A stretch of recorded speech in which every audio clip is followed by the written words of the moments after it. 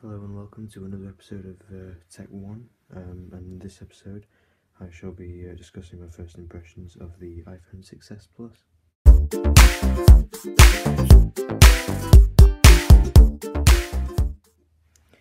Okay, so let's jump right in. The first thing I actually want to discuss, if we just place the phone down, is that you may notice the box art is a bit different from last year. This is the iPhone 6 box. If you notice, it just says iPhone, very simplistic design. Actually, I believe that is life size, as is this. However, you actually get an image with this one, and this does say iPhone 6s Plus on the side. So if we take a quick look inside the box, standard procedure really, doing this for years. Documentation, Apple stickers, general things like that. Your Apple AirPods in their travel case. I believe it's a 5-watt plug, this, as was the 6 and etc. And then your standard USB to Lightning plug. So we just move all of that off to the side and begin. So the first thing I'd like to point out is that this phone is absolutely huge. It's not technically Apple's flagship device. Their flagship is supposedly the 6s. The interesting thing, though, I find, is this whole new force press 3D touch, I suppose is what they call it. I should be calling it that. So if I sort of force press, it will bring up quick little snippets of information like that, or toggles, I suppose. In this case, you know, if you force 3D touch on the Maps app, you get a list of things like mark my location, send my location, things like that. For all you sort of, I suppose,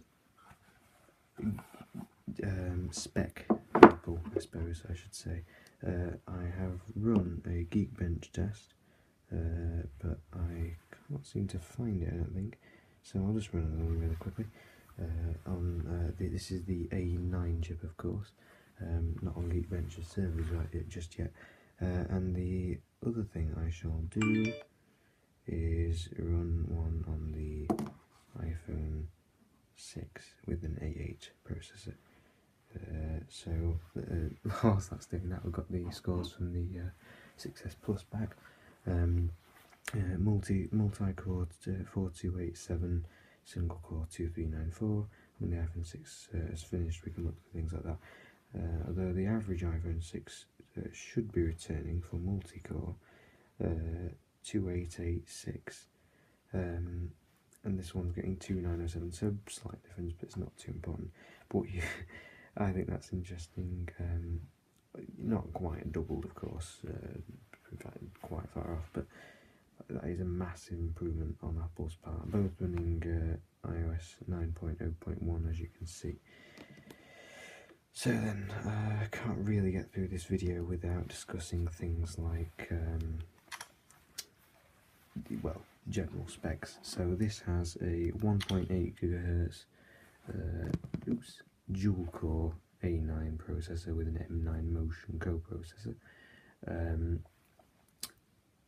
and 2 gigs of RAM. 12 megapixel rear-facing shooter, same True Tone flash as before. The previous generation of iPhone was able to shoot in, I believe, 60 FPS at 1080p. This can shoot at up to 30 FPS at 4K. Resolution of 1920 by 1080.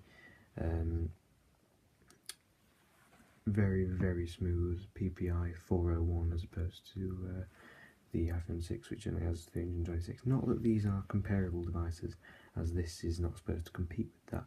This is just the phablet. So if we compare it against last year's 6 Plus, this has the same battery, the same screen, except of course 3D touch, 5 megapixel front-facing camera, just general things like that. I think this is very interesting indeed. The 3D touch. Now, not to compare it too much to last year's model, but I must say it doesn't seem that much faster on the face of it. Not that it really should, because there's not much of a difference. Sorry, rather, you know, you'd never really notice just doing simple things like moving it. That's not really going to do anything. But of course, the Geekbench can really prove that the 6S Plus does have a much faster processor in it than the iPhone 6. So there's my first impression video of the iPhone 6S Plus. Very fast, very speedy. Certainly would continue to use it as my daily driver. Yeah. Thanks for watching.